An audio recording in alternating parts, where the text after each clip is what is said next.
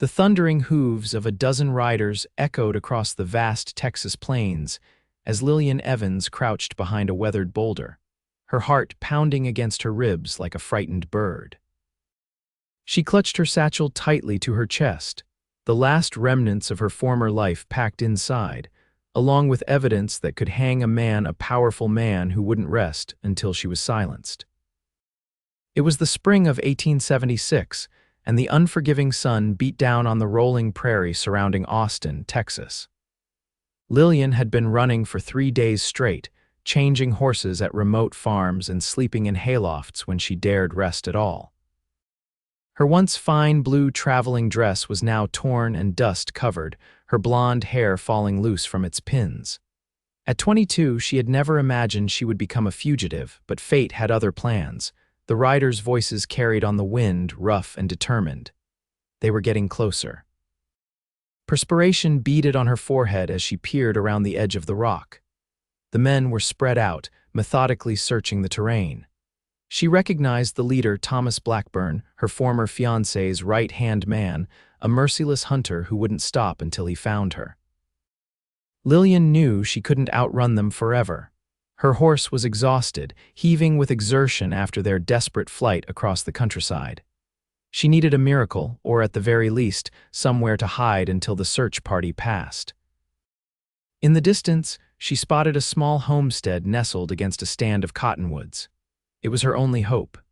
Gathering her courage, she mounted her weary horse and rode hard, keeping low in the saddle. The drumming hoofbeats behind her grew fainter as she used a dry creek bed for cover, praying she hadn't been spotted. As she approached the homestead, she could make out a modest cabin with smoke rising from the chimney, a small corral with several horses, and a barn that had seen better days. A man emerged from the barn, pausing to stare at her approaching figure. Even from a distance, she could tell he was tall and broad-shouldered, with the easy stance of someone comfortable in his own skin. Lillian reined her horse to a stop before him, nearly falling from the saddle in exhaustion. "Please," she gasped. "They're coming. I need to hide." The stranger's eyes, startlingly blue against his sun-bronzed face, scanned the horizon behind her, then returned to her with an intensity that made her breath catch. Without a word, he took her horse's reins and led them both into the barn, closing the heavy doors behind them. "Get down," he instructed, his voice low and steady. "I'll hide your horse." Lillian slid from the saddle, her legs nearly buckling beneath her. The man moved with efficient grace, leading her horse into an empty stall and quickly covering its tracks outside. "Who's after you?" he asked, returning to her side. "Men who work for Victor Radcliffe," she whispered, naming one of the most powerful cattle barons in Texas. The man's expression hardened at the name. "Radcliffe doesn't send riders after people for no reason." "I'm running from something terrible," she confessed, her voice breaking. The cowboy studied her face for a long moment before his expression softened. "Then we'll face it together," he said, offering her a hand. "I'm Kyle Morgan." Lillian hesitated, then placed her trembling hand in his calloused palm. "Lillian Evans." The sound of distant hoofbeats made them both tense. Kyle moved to the barn door, peering through a crack between the weathered boards. "They're coming this way," he murmured. "Quick, up to the loft." He helped her climb the ladder to the hayloft, then followed, pulling the ladder up after them. Below, her horse stood quietly, seemingly grateful for the rest. Kyle positioned them behind several hay bales where they could see the barn door without being spotted. "Stay silent," he whispered, his breath warm against her ear. Moments later, the riders thundered into the yard. Through gaps in the barn wall, Lillian could see Thomas Blackburn dismounting, gesturing for the others to search the property. Kyle squeezed her hand reassuringly as the barn doors were pushed open. 2 men entered, looking around suspiciously. "Morgan," one of them called out. "You seen a woman riding through here, blonde, blue dress on a chestnut mare?" Kyle moved to the edge of the loft, making himself visible to the men below while keeping Lillian hidden. "Haven't seen anyone in days," he called down casually. "What's she done?" "Stole something from Mr. Radcliffe," the man replied, his hand resting on his holstered pistol. "Valuable papers." "Well, I wish you luck finding her," Kyle said, his tone neutral, but there's been no one here but me and my livestock." The men looked around skeptically. One approached Lillian's horse, examining it closely. "This horse looks rode hard," he observed, suspicion evident in his voice. "That's mine," Kyle responded smoothly. "Just got back from Austin myself, had some business in town." The man continued to study the horse, and Lillian felt her heart racing. "Would he recognize it, Jennings?" Blackburn's voice called from outside. "Found tracks heading west, let's move." The men gave Kyle one last suspicious glance before departing. Kyle remained motionless until the sound of hoofbeats faded into the distance. Only then did he turn to Lillian, his expression grim. "They'll be back," he said quietly. "Radcliffe's men don't give up easily." Lillian sank onto a hay bale, the enormity of her situation crashing down upon her. "I don't know why you helped me, but thank you." Kyle climbed down from the loft, then reached up to help her. His hands were strong and steady as he guided her down. "I've had my own run-ins with Radcliffe. Anyone he's hunting deserves a fair shake." In the fading light filtering through the barn's small windows, Lillian got her first good look at her rescuer. Kyle Morgan was perhaps 30, with dark hair that curled slightly at his collar and a face that spoke of both hardship and kindness. A thin scar ran along his jawline, and his eyes held shadows that hinted at a complicated past. "Come inside," he said, gesturing toward the cabin. "You look like you could use some food and rest." The cabin was modest but neat, with a stone fireplace, a sturdy table with 4 chairs, and simple furnishings that suggested a solitary life. Kyle stoked the fire and set a pot of coffee to boil while Lillian sank gratefully into a chair. "I can't stay long," she said. "I'm putting you in danger just by being here." Kyle placed a plate of bread and dried meat before her. "Eat first, then we'll talk about what comes next." Lillian hadn't realized how hungry she was until food was in front of her. She ate while Kyle watched the approach to the cabin through the window, his stance vigilant. "What did you take from Radcliffe?" he asked finally, turning to face her. Lillian hesitated, weighing how much to reveal. This man had helped her, potentially risking his own safety, but trust didn't come easily after what she'd been through. "Ledgers," she said at last. "Records of bribes, threats, land seizures. My father was his accountant." "When he died," her voice caught, but she forced herself to continue. "When he died 3 weeks ago, I found these hidden among his personal effects." Kyle's expression darkened. "And you're planning to do what with them?" "Take them to the federal marshal in San Antonio. The territorial governor is investigating corruption, and these records prove Radcliffe has been stealing land from legitimate homesteaders and bribing officials to look the other way." Kyle nodded slowly. "That's why Radcliffe wants them back so badly, and you." "I was engaged to his son," Lillian admitted, the words bitter on her tongue. "I thought Charles was different from his father, but when I confronted him about what I'd found, he—" She touched her wrist unconsciously where fading bruises still marked her skin. Kyle noticed the gesture, his eyes narrowing. "He hurt you." It wasn't a question, but Lillian nodded anyway. "He said his father would destroy the evidence and arrange a convenient accident for me if I didn't surrender the ledgers, so I took what money I could gather and ran." The coffee had boiled. Kyle poured 2 cups, placing one before her. "You're right that you can't stay here long. Radcliffe's men will return once they realize they've lost your trail, but traveling alone is too dangerous."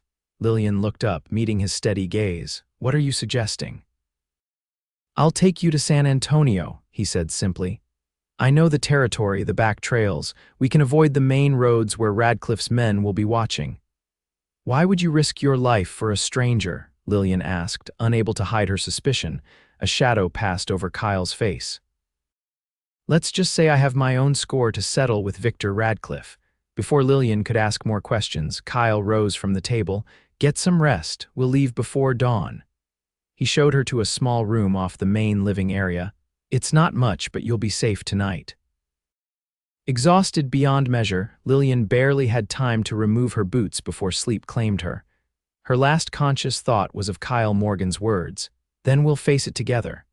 She woke to gentle shaking and opened her eyes to find Kyle standing over her, a finger to his lips. "Riders approaching," he whispered. We need to move. Outside, the world was still dark, though the faintest hint of gray touched the eastern horizon. Kyle had already saddled 2 horses, a sturdy buckskin for himself and a dappled gray mare for her. "Your horse needs rest," he explained, helping her mount. "Daisy here has good stamina." They rode out the back way, using a shallow stream to hide their tracks. Kyle led them through dense woodland that bordered his property, following paths that were barely visible even in the growing light. They rode in silence until the sun was fully up, the spring morning crisp and clear around them. "We'll head southwest," Kyle said as they paused to rest the horses. "There's a place about 15 miles from here where we can stop for a few hours. Old friend of mine has a hunting cabin he doesn't use much." Lillian nodded, studying her companion in the daylight. Kyle Morgan had the look of a man who'd spent his life in the saddle, comfortable in the wilderness, alert to every sound and movement around them. He wore simple, practical clothing, a faded blue shirt, well-worn denim pants, and boots that had seen many miles.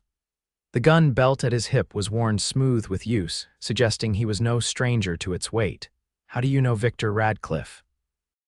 she asked as they rode on, curiosity getting the better of her. Kyle was silent for so long that she thought he might not answer. When he finally spoke, his voice was controlled, but Lillian could hear the underlying current of old pain. "My family had a small ranch north of the Brazos," he said.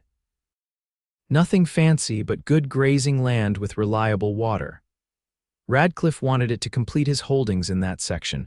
When my father refused to sell, there were accidents. Cattle disappeared. Our barn burned." He paused, his jaw tight.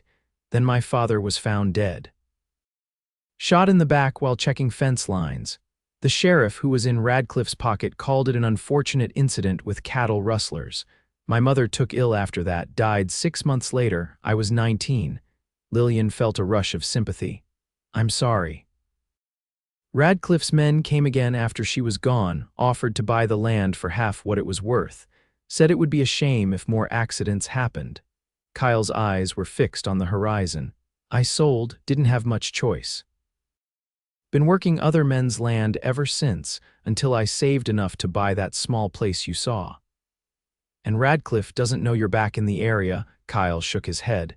"The property's registered under a different name. I've been careful. Been waiting for a chance to see justice done, but Radcliffe's too powerful, has too many officials in his pocket." He glanced at her saddlebags. "Until now, maybe." They rode steadily through the morning, Kyle choosing paths that kept them hidden from the main trails. Around midday, they reached a small cabin tucked into a rocky hillside, almost invisible until they were upon it. "We'll rest here for a few hours," Kyle said, dismounting. "The horses need it, and so do you." The cabin was primitive but clean, with a stone fireplace, a narrow bed, and shelves stocked with basic provisions. Kyle set about making a small fire while Lillian explored their temporary sanctuary. "Your friend won't mind us using his cabin?" she asked, noting the care with which Kyle treated the simple furnishings. "Jim Harper died 2 winters ago," Kyle replied, his hands busy with kindling. "I keep an eye on the place for his widow. She moved back east to live with her daughter." As the fire caught, Kyle prepared a simple meal from the supplies he'd brought in his saddlebags. They ate in companionable silence, the events of the past days catching up with Lillian. Despite her best efforts, her eyelids grew heavy. "Sleep," Kyle said, noticing her exhaustion. "I'll keep watch." Lillian wanted to protest, but her body had other ideas. She stretched out on the narrow bed and was asleep almost instantly. She dreamed of her father, his kind eyes crinkling at the corners when he smiled, his patient voice explaining ledger entries and business principles. In her dream, he was trying to tell her something important, but his voice kept fading away before she could understand the words. Lillian woke with a start to find the cabin bathed in late afternoon light. Kyle was seated by the window, cleaning his revolver with practiced movements. "How long did I sleep?" she asked, sitting up. "About 4 hours," he replied, reassembling the weapon with quick, efficient motions. "We should move on soon. There's water in the bucket if you want to freshen up." As Lillian washed her face and hands, she contemplated her unexpected ally. There was something reassuring about Kyle Morgan's quiet competence, the way he moved through the world with purpose and integrity. "Tell me about the ledgers," Kyle said as they prepared to leave. "What exactly do they contain?" Lillian retrieved her satchel and pulled out several leather-bound books. "My father kept meticulous records of everything: dates, amounts, names. This one," she indicated the oldest ledger, "shows how Radcliffe started small, bribing local officials to look the other way when he intimidated smaller ranchers. But these later ones document larger corruption: judges, state officials, even a federal marshal." Kyle's eyes widened as he scanned the pages. "This is more than I expected. No wonder Radcliffe is desperate to get these back." "There's more," Lillian said, her voice dropping. "The last ledger has entries about murders disguised as accidents. Including," she swallowed hard, "a payment to someone for handling the Morgan problem." Kyle's head snapped up, his eyes locking with hers. "My father's murder is in there," Lillian nodded, turning pages until she found the entry. $500 to Joseph Kelly for resolving the Morgan situation, dated 3 days before your father was killed."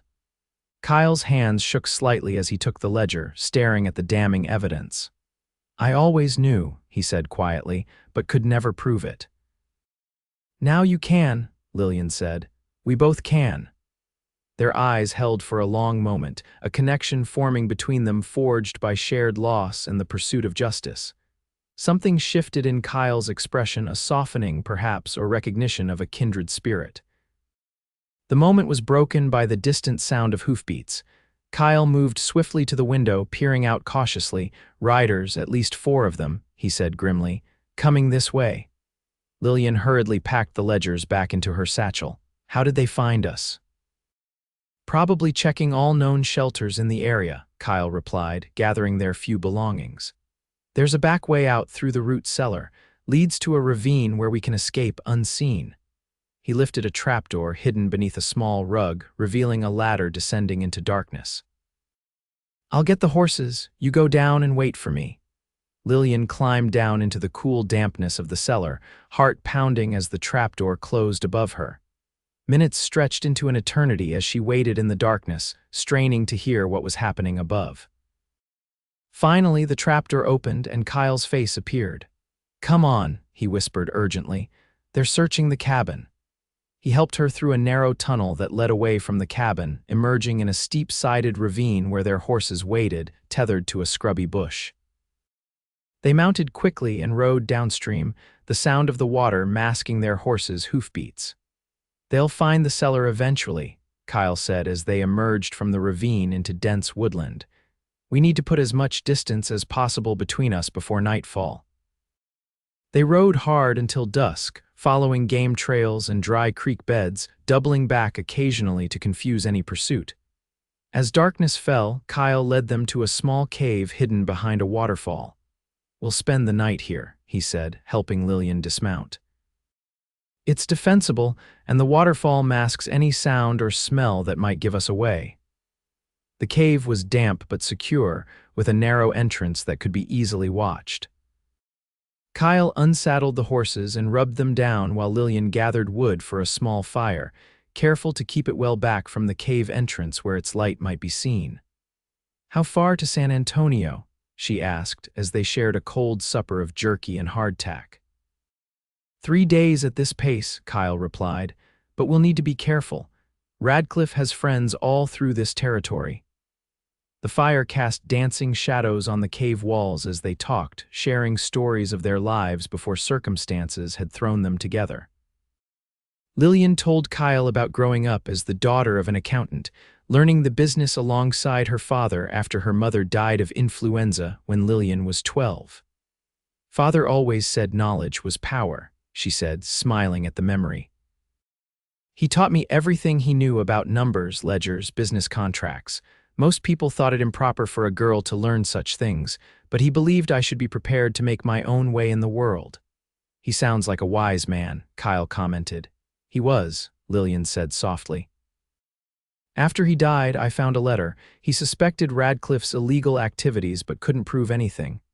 That's why he kept the secret ledger's insurance, he called it. He never told me about them for my protection." Kyle nodded thoughtfully. And how did you end up engaged to Radcliffe's son? Lillian's expression clouded. Charles courted me for nearly a year. He seemed different from his father, educated, gentle, interested in books and ideas, I thought. She faltered. I thought he loved me for who I was. Now I wonder if he was just keeping an eye on me, making sure I didn't discover anything incriminating. When did you find the ledgers? Kyle asked. 2 weeks after Father's funeral. I was going through his personal belongings and there was a false bottom in his old trunk. The ledgers were hidden there, along with letters documenting his suspicions. Lillian stared into the fire. I confronted Charles, thinking he would be as shocked as I was. Instead, he showed his true colors, Kyle finished for her when she trailed off. Lillian nodded, unconsciously touching the faded bruises on her arm. He demanded I give him the ledgers, said his father would make sure I regretted it if I didn't. When I refused, he grabbed me, said I'd be sensible once we were married. That's when I knew I had to run. Kyle's expression hardened. You made the right choice. As the fire burned lower, Lillian found herself studying Kyle's profile in the flickering light. There was a steadiness to him, a quiet strength that she found immensely comforting in the midst of her chaotic life. What about you? She asked. After you lost your ranch, what did you do? Kyle poked at the dying embers with a stick. Drifted for a while, worked cattle drives, ranch hands, whatever jobs I could find, spent some time scouting for the army during the Comanche campaigns. He paused, a shadow crossing his face. Didn't care much for that work, but it paid well. And now I have my little place. Not much, but it's mine. Been building it up slowly, hoping to run cattle again someday. He offered a wry smile. Though I expect Radcliffe's men will burn it to the ground when they figure out who helped you. The realization of what Kyle was sacrificing to help her struck Lillian forcefully. I'm sorry, she whispered. I've brought nothing but trouble to your door. Kyle's eyes met hers across the dying fire, their blue depths reflecting the orange glow. Some things are worth the trouble, Miss Evans. The simple statement hung in the air between them, charged with meanings neither was ready to examine. Lillian felt a flutter in her chest that had nothing to do with fear of pursuit. We should get some rest, Kyle said, breaking the moment. I'll take first watch. Lillian wrapped herself in the blanket he offered, using her saddlebag as a pillow. Despite her exhaustion, sleep came fitfully. Each time she woke, she found Kyle's steady presence watching over her, and somehow that was enough to allow her to drift off again. Dawn came gray and misty, the world outside the cave draped in fog. They set out early, taking advantage of the natural concealment the weather provided. The day passed in steady travel, Kyle leading them on a circuitous route that avoided settlements and main trails. As evening approached, Kyle grew increasingly alert, studying the landscape with narrowed eyes. What's wrong? Lillian asked, noticing his tension. We're being followed, he said grimly. Have been since midday, fear clutched at Lillian's heart. Radcliffe's men, most likely, they're good staying just at the edge of sight. If I hadn't been looking for them, I might have missed the signs. What do we do? Kyle considered their options. There's a settlement about 5 miles ahead, small place called Copper Creek. We might find help there. Or Radcliffe might have men waiting, Lillian pointed out. True, but we need supplies and the horses need proper rest. Kyle adjusted his hat against the lowering sun. Sometimes the safest place to hide is in plain sight. They approached Copper Creek cautiously as dusk settled over the landscape. It was a modest settlement, a main street with a general store, saloon, small hotel, and a scattering of houses and businesses. A church spire rose at one end of the street, while a blacksmith shop anchored the other. Follow my lead, Kyle murmured as they rode into town. We're going to be Mr. and Mrs. James Wilson, traveling to visit family in San Antonio, Lillian nodded, understanding the need for the deception.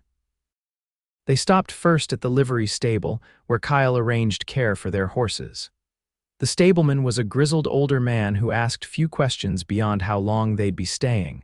Just overnight, Kyle replied easily, maintaining his role as James Wilson. The missus is tired from the trail. They secured a room at the modest hotel, Kyle registering them as a married couple. The clerk barely glanced at them, more interested in the newspaper before him than in his guests. Their room was small but clean, with a double bed, washstand, and window overlooking the main street. Kyle immediately went to the window, scanning the street below with careful attention. "I need to check if we were followed into town," he said. "Lock the door behind me and don't open it for anyone but me." After Kyle left, Lillian took the opportunity to wash away the trail dust as best she could with the basin of water provided. She was combing her hair when a knock sounded at the door. "Who is it?" she called, her hand moving instinctively to the small derringer in her satchel. "It's me," Kyle's voice answered. She opened the door to find him carrying a bundle of clothing and a small sack of provisions. He locked the door behind him, his expression grave. "Blackburn is here," he said without preamble. "I saw him ride in with 2 men about 10 minutes ago." "They're checking the saloon and hotel." Lillian felt the blood drain from her face. "They'll find us." "Not if we change our appearance," Kyle replied, handing her the bundle he carried. "I bought you a dress at the general store. It's not much, but it looks different from what you're wearing now." The dress was a simple calico in a soft brown shade, modest and practical. There was also a shawl and a bonnet that would conceal her distinctive blonde hair. "Change quickly," Kyle said, turning his back to give her privacy. "We need to move before they start searching room by room." Lillian changed as rapidly as possible, grateful for the fresh clothing despite the circumstances. "What's your plan?" she asked, securing the bonnet. Kyle had removed his distinctive hat and donned a different jacket. "There's a freight wagon leaving for San Antonio in 20 minutes. The driver is an old acquaintance of mine, Josiah Tanner. He's agreed to take us as far as the Guadalupe River crossing. Can he be trusted? Josiah has no love for Radcliffe. His brother lost land to him years ago." Kyle turned to look at her, his eyes widening slightly at her transformed appearance. "You look different." Something in his tone made Lillian blush. "Will it be enough to fool Blackburn?" "It'll have to be," Kyle replied, gathering their belongings. "Ready." They slipped out the back stairway of the hotel and made their way through alleyways to the edge of town where a freight wagon waited. The driver, a bearded man with kind eyes, nodded at their approach. "Kyle Morgan," he said quietly. "Been a long time." "Appreciate this, Josiah," Kyle replied, helping Lillian onto the wagon seat. "Any enemy of Radcliffe's is a friend of mine," Josiah responded. "Get in the back under the tarp. I've left a space between the crates." They climbed into the wagon bed, where Josiah had arranged shipping crates to create a hidden compartment covered by canvas. It was cramped and dark, but it would conceal them from casual observation. As the wagon began to move, Lillian found herself pressed against Kyle in the confined space.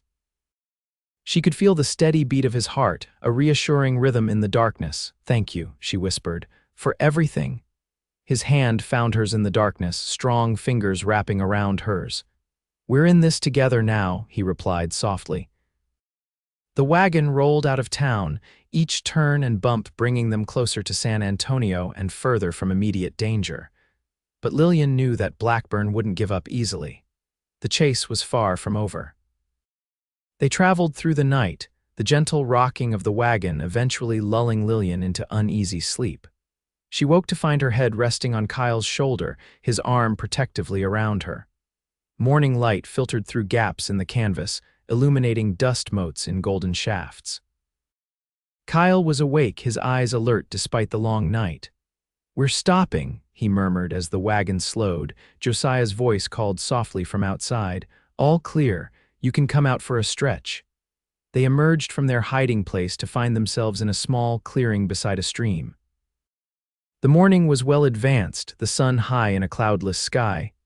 "We're making good time," Josiah said, handing them each a cup of coffee from his pot. Should reach the Guadalupe crossing by nightfall. While Josiah tended to his team, Kyle and Lillian walked to the stream to refresh themselves. The cool water was welcome after the cramped conditions of the wagon. "Do you think Blackburn followed us from Copper Creek?" Lillian asked, drying her hands on her skirt. Kyle shook his head. "Josiah's been watching our back trail, no sign of pursuit yet. But that doesn't mean they won't figure out which way we went eventually."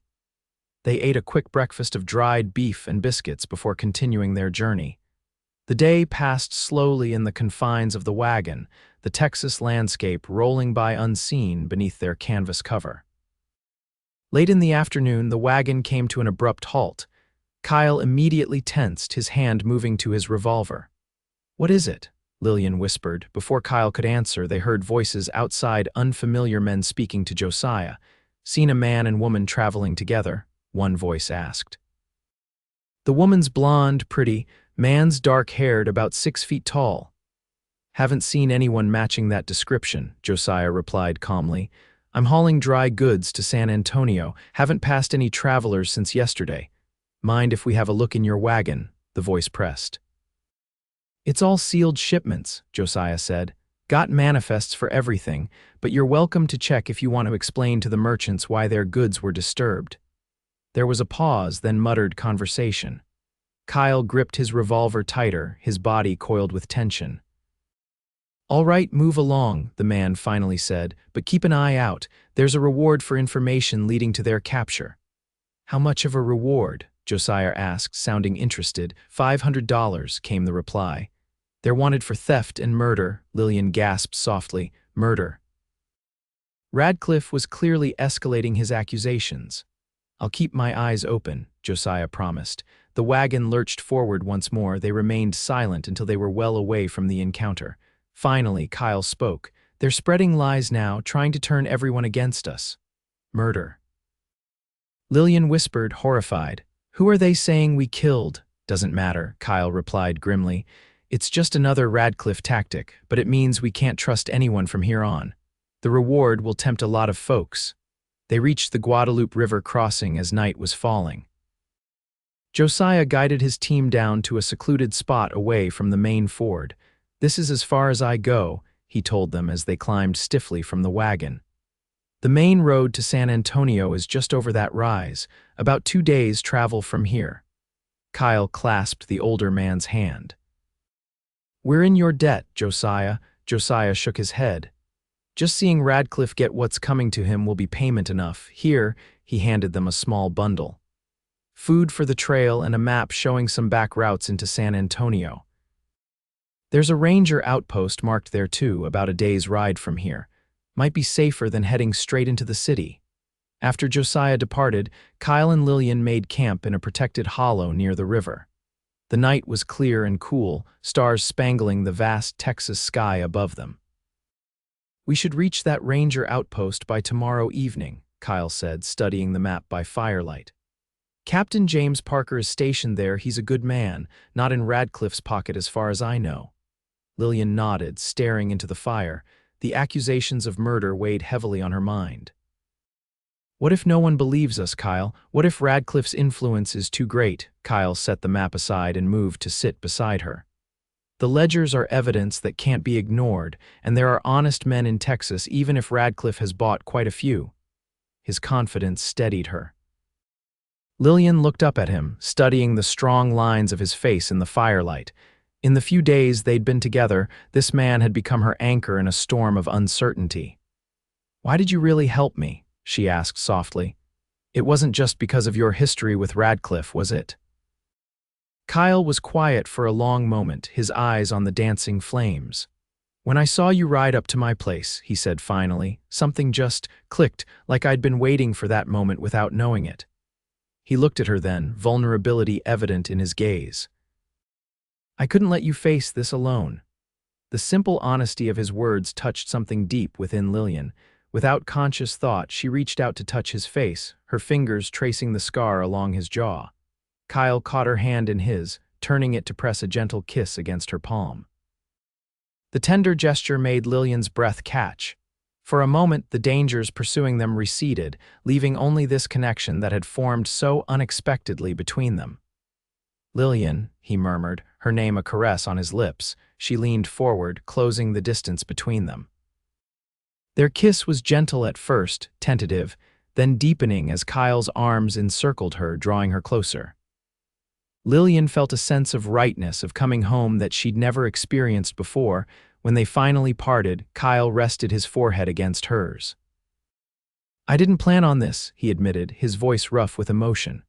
Neither did I, Lillian replied, her hands resting on his chest where she could feel the steady beat of his heart. But I'm not sorry, Kyle smiled, a rare full smile that transformed his serious face. Nor am I.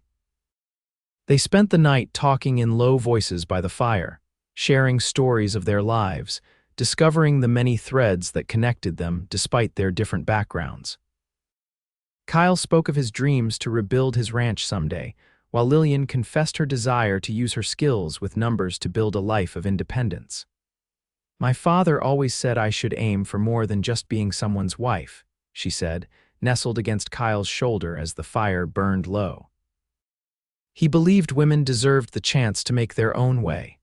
He was right, Kyle replied, his arm secure around her, though I hope someday you might consider being someone's wife and making your own way. The implication of his words hung in the air between them, neither ready to address it directly but both aware of the possibility it represented. Instead, they held each other through the night, finding comfort in their growing connection as they faced an uncertain future together. Dawn came with a faint mist rising from the river. They broke camp quickly, anxious to reach the ranger outpost before nightfall. Without horses, they would have to travel on foot, following the route Josiah had marked for them. The day was warm, the spring sun gaining strength as they walked steadily southward. They kept to wooded areas where possible, avoiding open ground that might expose them to searching eyes. Around midday, they paused beside a small creek to rest and eat some of the provisions Josiah had provided. "Tell me more about this Captain Parker," Lillian said as they shared a chunk of cornbread. "Are you certain we can trust him?" Kyle nodded. "He's been with the Rangers for over 20 years, has a reputation for absolute integrity. I met him once when I was scouting for the Army. He's not a man who can be bought. And you think he'll believe our story? Help us get the ledgers to the proper authorities. If anyone will, it's Parker. The Rangers have their own chain of command, separate from local law enforcement, and the governor listens to them." Kyle paused, considering. "It's still a risk, but our best option at this point." They continued their journey through the afternoon, the terrain becoming more rugged as they followed the path Josiah had marked. By late afternoon, fatigue was setting in, their pace slowing despite the urgency of their mission. "There's a ridge up ahead," Kyle said, pointing to a line of hills in the distance. "The outpost should be just beyond it. We're close." As they crested a small rise, Kyle suddenly stopped, raising his hand in warning. Ahead, on the trail they were following, were fresh hoofprints, several horses, heading in the same direction they were. "Someone's been through here recently," he said, crouching to examine the tracks. "Within the last few hours." "Radcliffe's men?" Lillian asked, fear creeping back into her voice. Kyle's expression was grim. "Could be, or just travelers, but we need to be cautious." He stood, scanning the surrounding landscape. "We'll leave the trail, approach the outpost from a different direction." They cut across country, moving through dense underbrush that slowed their progress but provided better concealment. The sun was low in the western sky by the time they reached a vantage point overlooking the Ranger outpost. It was a simple compound, a main building, several smaller structures, corrals for horses, all surrounded by a sturdy fence.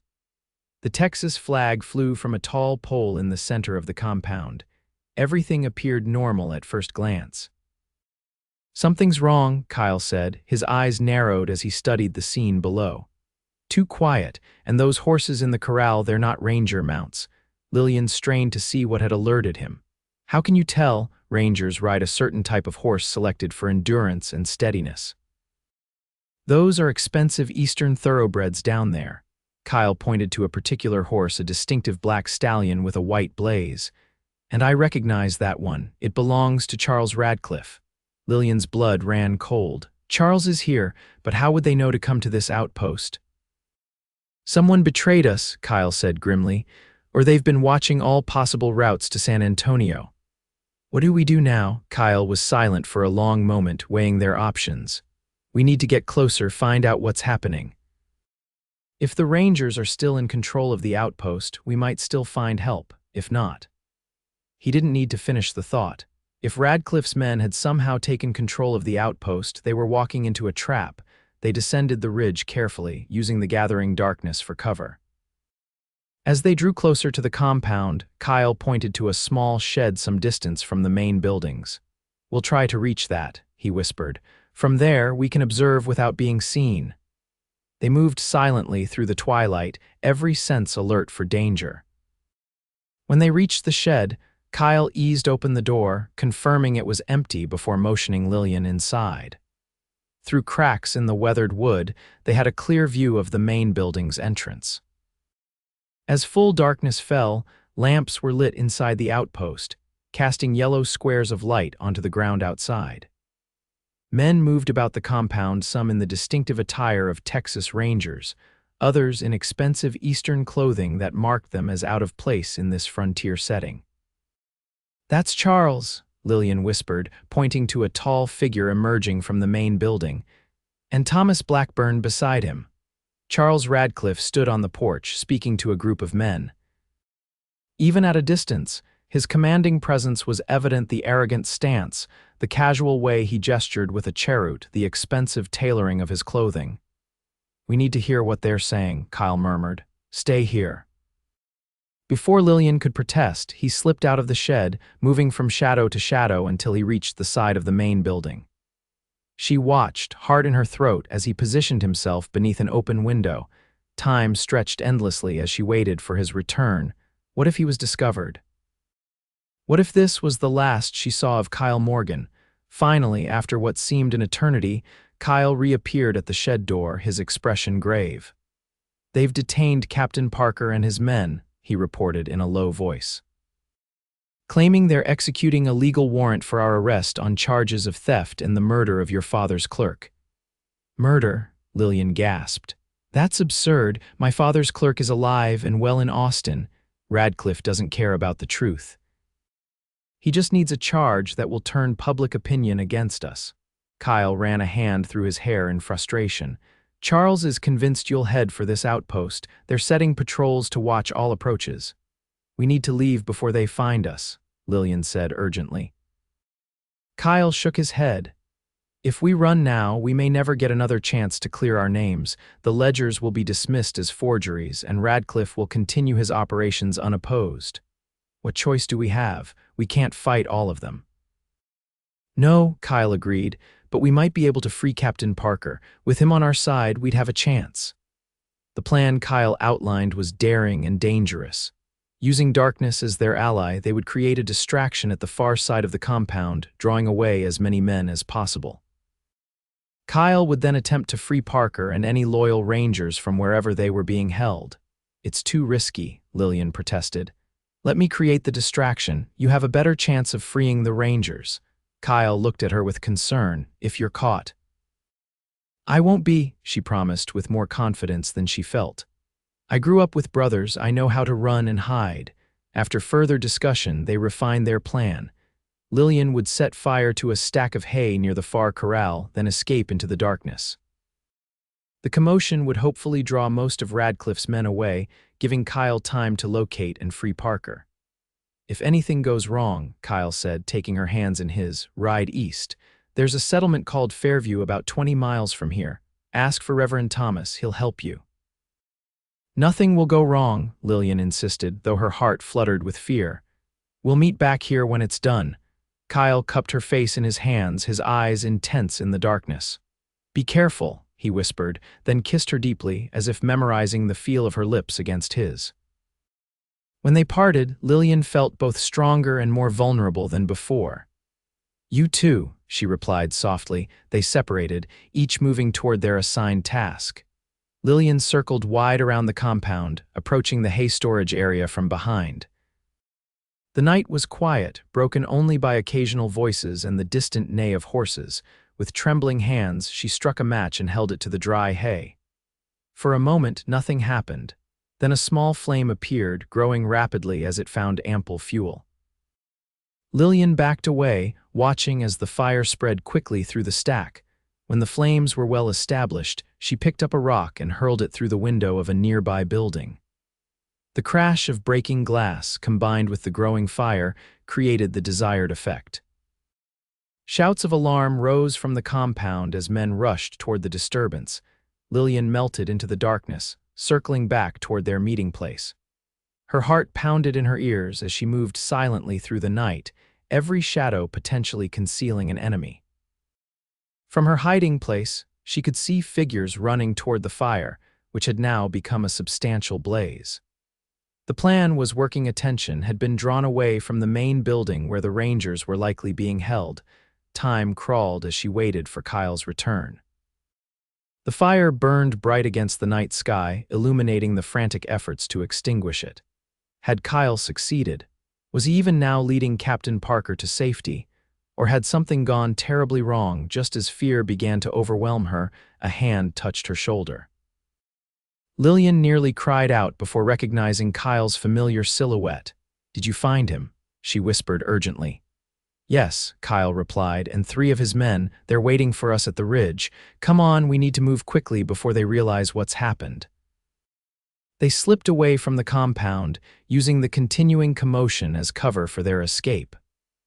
At the ridge, they found Captain Parker and 3 Rangers, all armed and mounted on horses they'd managed to recover. Parker was an imposing figure, tall and broad-shouldered with a silver-streaked beard and penetrating eyes. He nodded at their approach. "Morgan," he acknowledged. "Your young lady created quite a diversion, gave us just the opportunity we needed." "Captain Parker," Kyle replied with respect. "This is Lillian Evans. She has evidence of Victor Radcliffe's crimes, evidence that got her father killed." Parker's eyes narrowed. "Radcliffe's son claimed you murdered your father's clerk and stole valuable documents. All lies," Lillian said firmly. "My father died of heart failure 3 weeks ago.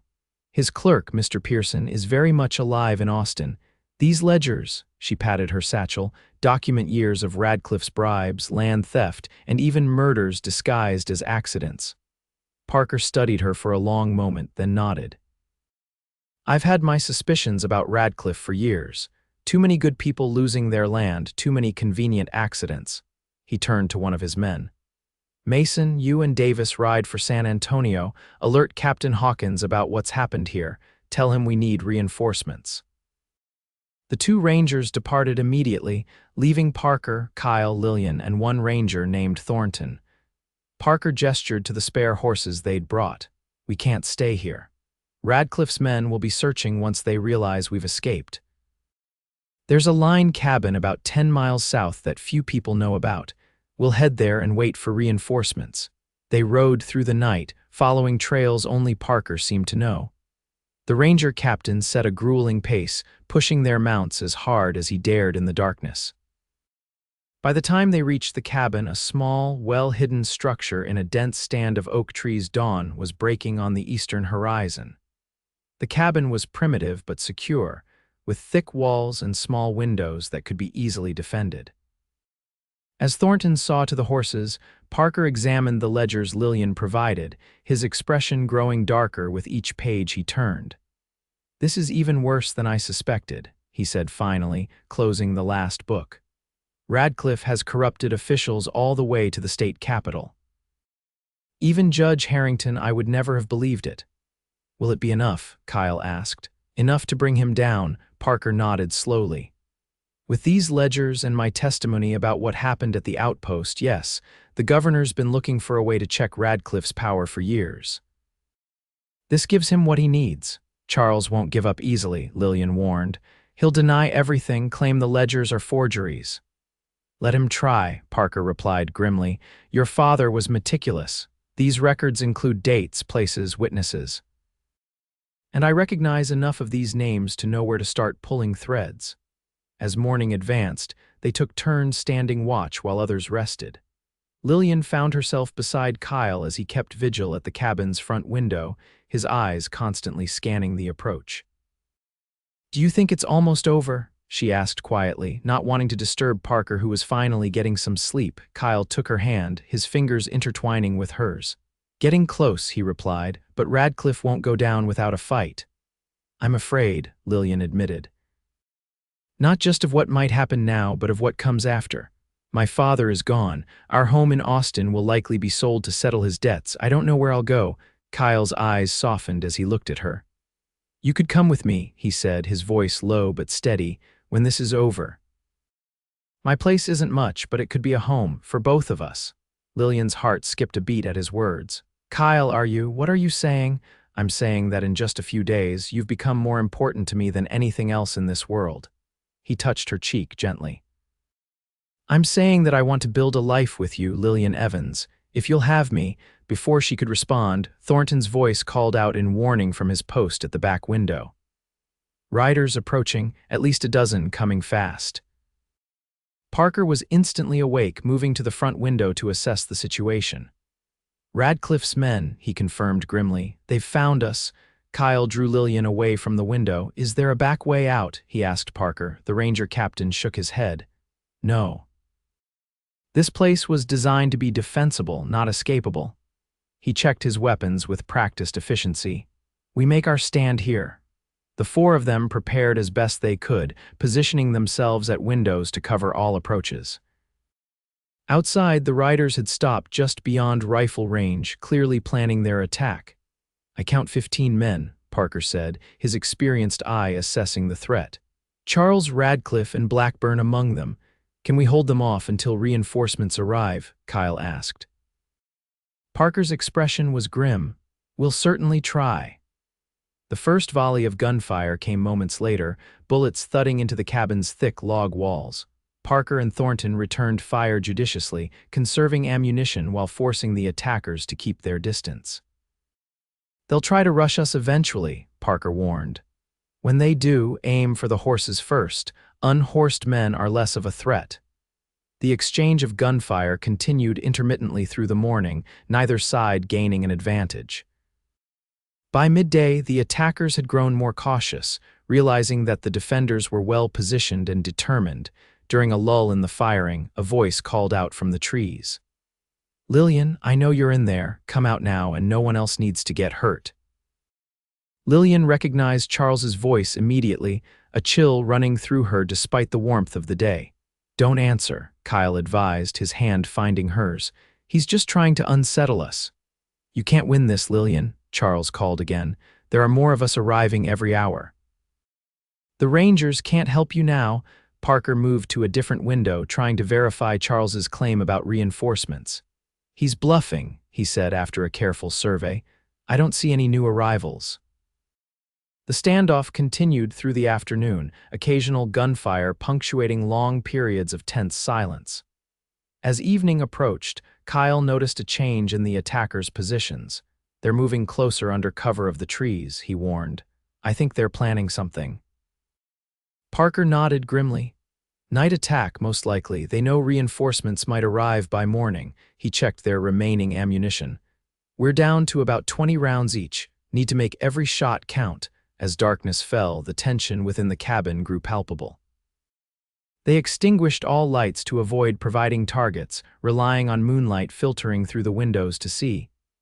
"If they rush us from multiple directions," Parker instructed, "focus on the closest threats. Don't waste ammunition on distant targets." The attack came just after midnight, a coordinated rush from 3 directions at once. Gunfire erupted in the darkness, muzzle flashes illuminating charging figures for brief seconds. Parker and Thornton fired with deadly accuracy, dropping several attackers before they reached the cabin. Kyle positioned himself and Lillian at the rear window, where fewer attackers were approaching. "Stay low," he instructed, firing at a shadowy figure attempting to reach the back door. The initial assault was repelled, but at a cost. Thornton took a bullet in the shoulder, the wound bleeding heavily despite Lillian's efforts to bind it. "They'll come again," Parker said, reloading his rifle. "They know we're hurt now." The second attack came within the hour, more determined than the first. This time, several attackers reached the cabin walls, attempting to break through windows or force the door. Parker defended the front with grim efficiency, while Kyle protected the rear. In the chaos, Lillian found herself facing a window where the boards had been partially torn away. A man's arm reached through, holding a pistol. Without hesitation, she grabbed a nearby iron poker and brought it down on the arm with all her strength.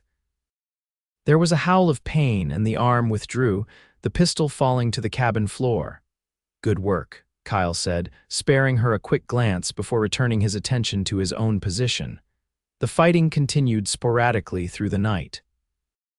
By dawn, all 4 defenders were exhausted, their ammunition dangerously low. Thornton's condition had worsened, fever setting in as infection took hold in his wound. "We can hold out maybe a few more hours," Parker assessed grimly. After that, he didn't need to finish the thought. Without ammunition, they would be defenseless against the next assault. As the sun rose higher, an unexpected sound reached them: hoofbeats, many horses approaching from the south. Parker moved cautiously to the window. "It's Hawkins," he exclaimed with visible relief. Rangers, at least 20 of them. Outside, the situation transformed rapidly. Radcliffe's men, now caught between the cabin and a substantial force of approaching Rangers, began to scatter. Some raised hands in surrender, while others attempted to flee into the surrounding woods. "Stay inside," Parker warned. "There might still be shooting." Through the window, Lillian watched as the Rangers surrounded the area, methodically disarming and detaining Radcliffe's men. Charles himself was among those captured, his fine clothes now dirty and torn, his expression one of furious disbelief as he was forced to his knees, and his hands bound behind him. Captain Hawkins, a tall man with a weathered face and the bearing of a lifelong lawman, personally approached the cabin. "Parker, you still alive in there?" Parker opened the door cautiously. "Alive and mighty glad to see you, Hawkins. We've got a wounded man who needs attention." Medical assistance was quickly provided for Thornton, while Parker briefed Hawkins on the situation. The ledgers were transferred to Hawkins's safekeeping, their evidence secured for the coming legal proceedings. "Victor Radcliffe himself has been arrested in Austin," Hawkins informed them. "The governor ordered it personally after your men arrived with the news. Half the officials named in those ledgers are already in custody." Lillian felt a wave of relief so profound it nearly brought her to her knees. Kyle's arm around her waist steadied her. "It's over," he murmured. "Really over?" As the Rangers prepared to escort their prisoners to San Antonio, Hawkins approached Kyle and Lillian. "The governor would like to personally thank you both for your courage," he said, "and there's the matter of clearing your names officially." "We'll come to Austin when things are settled," Kyle replied, his arm still protectively around Lillian. "Right now, I think we both need some rest." Hawkins nodded understandingly. "Of course, Parker tells me you have a place north of here, Morgan. We can provide an escort if you'd like." Kyle glanced at Lillian, a question in his eyes. She nodded, understanding passing between them without words. "That would be appreciated," Kyle told Hawkins. "We have plans to make." As the Rangers departed with their prisoners, Kyle and Lillian stood together watching the dust settle on the trail. The danger had passed, leaving them in a moment of quiet possibility. "You never answered my question," Kyle said softly, turning to face her. "About coming with me." "About building a life together." Lillian looked up at him, seeing in his eyes everything she'd ever wanted without knowing it: strength tempered with kindness, courage balanced with compassion. "Yes," she replied simply. "Yes to all of it." Kyle's smile was like sunrise after the longest night. He gathered her in his arms, holding her as if she were the most precious thing in the world. "I love you, Lillian Evans," he said, his voice rough with emotion. "I think I have since the moment you rode into my life. And I love you, Kyle Morgan," she replied, her heart full to bursting. "I'm not running anymore. I've found where I belong." Their kiss was a promise, sealed in the golden light of a Texas morning, with the future stretching before them, a future they would face together. The journey back to Kyle's homestead took several days, with Rangers accompanying them for the first leg of the trip. As news of Victor Radcliffe's arrest spread, they were greeted with increasing friendliness at the settlements they passed through. Many people had suffered under Radcliffe's influence, and the prospect of justice was welcomed throughout the region. When they finally crested the rise overlooking Kyle's modest ranch, Lillian felt a surge of emotion.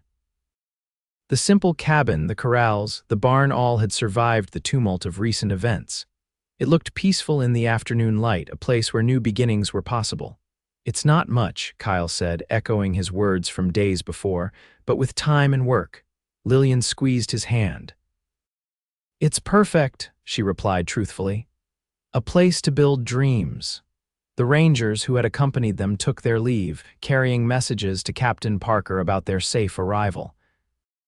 As Kyle and Lillian rode the final distance to the cabin, they did so as people transformed, no longer fugitives, but partners facing a future bright with possibility. In the months that followed, they rebuilt and expanded both the ranch and their relationship. Kyle taught Lillian about raising cattle and managing the land, while she applied her accounting skills to establish a solid financial foundation for their growing enterprise. Together, they purchased additional acreage, including, in a particularly satisfying transaction, a parcel of land that had once belonged to Kyle's father, reclaimed from Radcliffe's dissolved holdings. They were married that autumn in a simple ceremony attended by Captain Parker, Josiah Tanner, and a handful of new friends from neighboring ranches. Lillian wore a dress of ivory silk ordered from San Antonio with wildflowers in her hair. Kyle, standing tall and proud beside the preacher, looked at her with such love that witnesses later remarked they'd never seen a man more completely besotted with his bride.